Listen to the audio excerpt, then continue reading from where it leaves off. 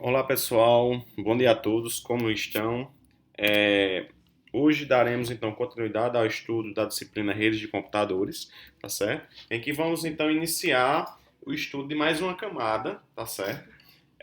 Para a efetivação da arquitetura de redes de computadores e hoje vamos então iniciar a introdução sobre a camada de enlace, tá certo?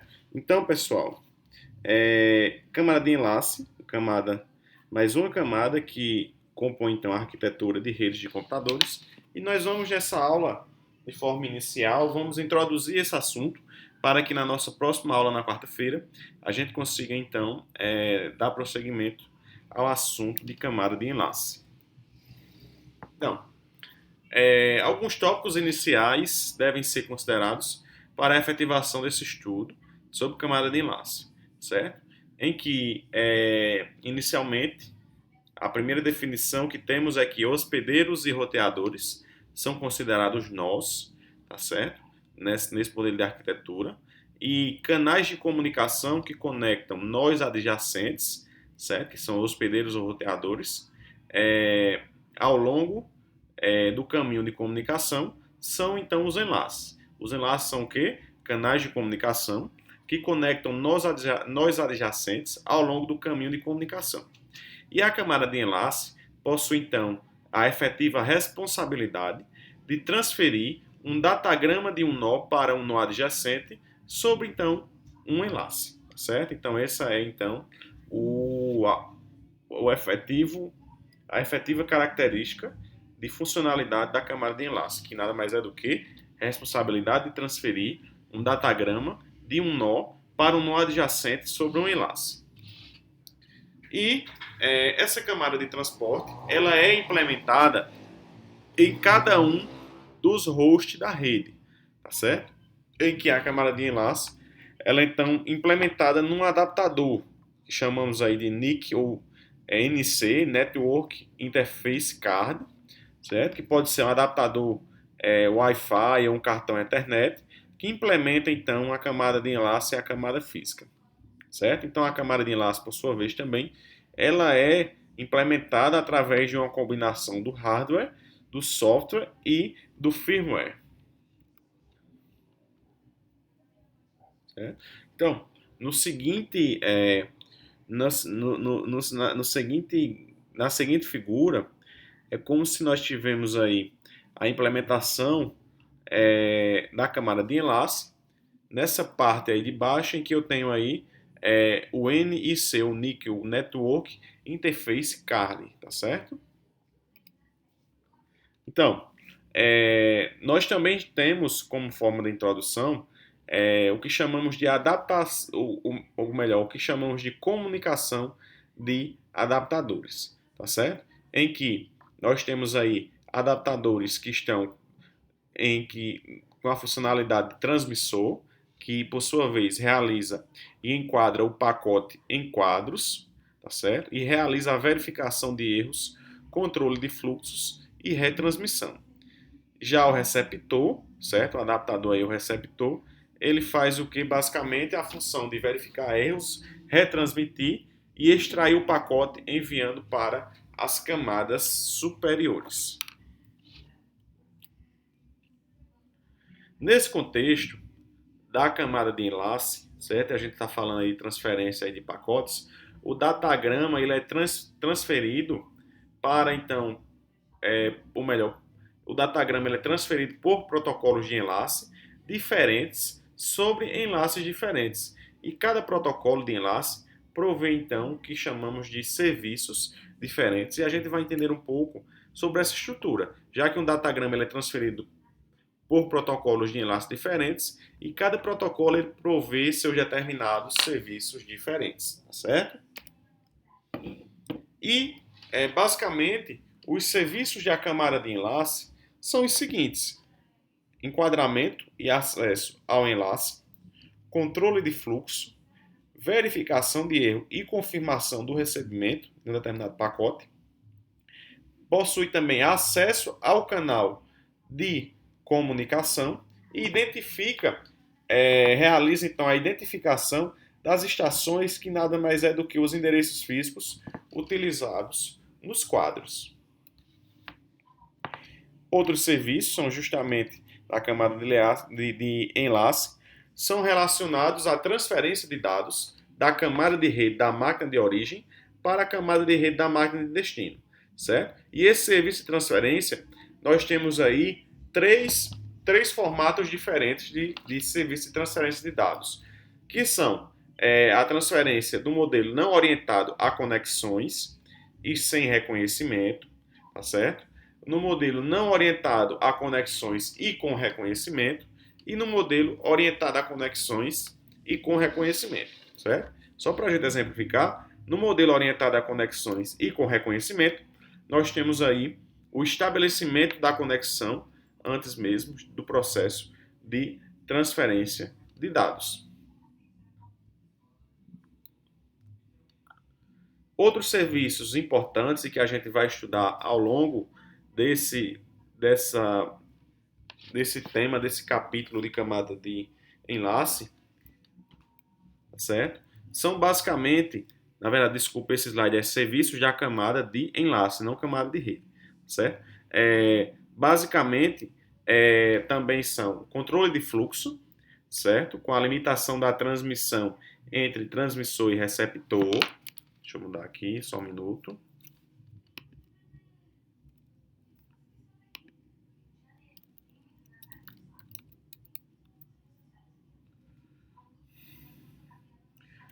O controle de fluxo, a detecção de erros, com erros causados pela atenuação do sinal e por ruídos, porque a gente está falando de enlace, a gente está falando de nós, que em algum momento eu tenho aí componentes físicos nesse processo. Então, quando eu falo em componentes físicos, eu tenho erros que são causados aí por ruídos ou pela atenuação do sinal. E a correção de erros também é um serviço efetivado em que o receptor ele identifica e corrige os bits errados sem recorrer então à retransmissão dos pacotes, tá certo? Então, pessoal, essa foi um pouco da introdução da camada de enlace. Nós hoje vamos então iniciar os protocolos, certo? Fizemos aí um pouco da introdução dos conceitos iniciais que a gente vai trabalhar, que são correção de erro, controle de fluxo, transferência de dados, os tipos de transferência de dados. Basicamente são os serviços oferecidos pela camada de enlace, tá certo? E nós vamos então, ao longo do estudo dessa camada, estudar os protocolos de acesso a meios compartilhados, tá certo? Que são justamente os protocolos que efetivam as funcionalidades, as devidas funções da camada de enlace. E que protocolos são esses? Hoje nós vamos estudar alguns e na próxima aula a gente dá sequência ao estudo desses protocolos de acesso a meio compartilhado.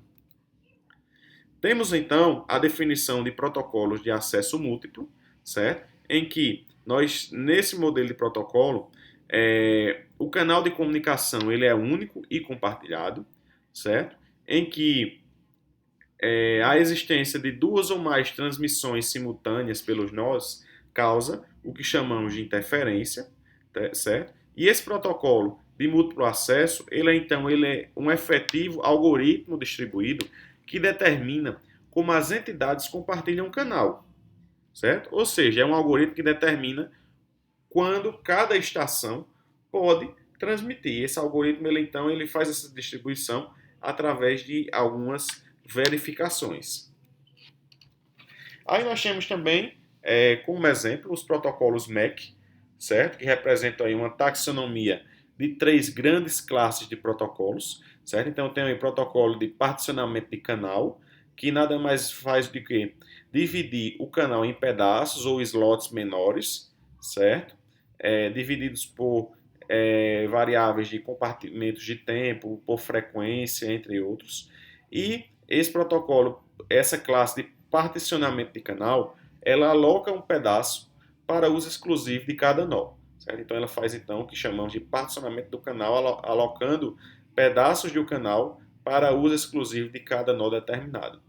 Já a classe de acesso aleatório, o canal ele não é dividido, certo? Permitindo aí colisões no processo de envio de pacotes e necessita então alguns mecanismos, alguns tratamentos de erros para a recuperação das colisões que foram efetuadas durante o processo de envio de algum pacote. E a passagem de permissão é outra classe desse protocolo MAC, em que os nós transmitem nos seus turnos, certo? Mas nesse caso possui então mais volume de transmissão para enviar e podem usar então turnos mais longos para efetivar então esse envio. Aí nós temos também mais um protocolo relevante, que é o protocolo MAC com particionamento de canal, tá certo? Que é o protocolo TDMA, ou seja, acesso múltiplo por divisão temporal, certo? E nesse protocolo de acesso múltiplo, o acesso ao canal ele é feito então por turnos, então a gente tem aí ele é um protocolo da classe de passagem de permissão, tá certo? Em que cada estação controla então um comportamento, certo? De tamanho fixo em cada turno. Os compartimentos não usados, eles são então desperdiçados, certo? Então nós temos aí, por exemplo, uma rede local que possui 6 estações, em que se eu tenho 6 estações, eu tenho 6 quadros, certo? Então, ou melhor, eu tenho 6 compartimentos. E se nesses 6 compartimentos eu estou apenas ocupando o compartimento 1, 3 e 4 com quadros, os compartimentos 2, 5 e 6 eles vão então ficar vazios e são então desperdiçados. Aí nós temos aí o protocolo FDMA, mais um protocolo MAC com particionamento de canal, certo? Esse protocolo FDMA é um protocolo, no caso, denominado de acesso múltiplo por divisão de frequência, e as suas características são justamente as seguintes, em que o espectro do canal ele é dividido em bandas de frequência, tá certo? Então ele é um pouco mais complexo, dividido em bandas de frequência, em que cada estação recebe uma denominada banda de frequência, certo? E o tempo de transmissão não usado nas bandas de frequência é então desperdiçado, tá certo? Temos aí mais um exemplo. E só para a gente citar esse exemplo, antes de finalizar e fazer o fechamento, nós temos que o seguinte exemplo: eu tenho uma rede local com 6 estações e nessas 6 estações, na estação 1, 3 e 4 possuem quadros, nessas 3 estações aí das 6, e nas outras 3, as bandas de frequência nas estações 2, 5 e 6 vão ficar então vazias e vão ser então desperdiçadas, certo? Então eu tenho no primeiro TDMA eu tenho aí uma divisão temporal, tá certo? Com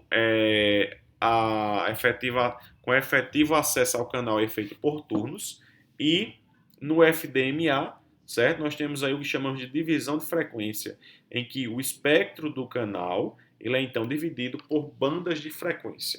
Tá certo, pessoal? Então foi só uma introdução.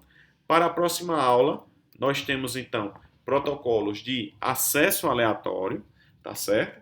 Para a gente dar continuidade nesse estudo de protocolos da camada de enlace. Agradeço a todos. Qualquer dúvida, entrem em contato. Um abraço.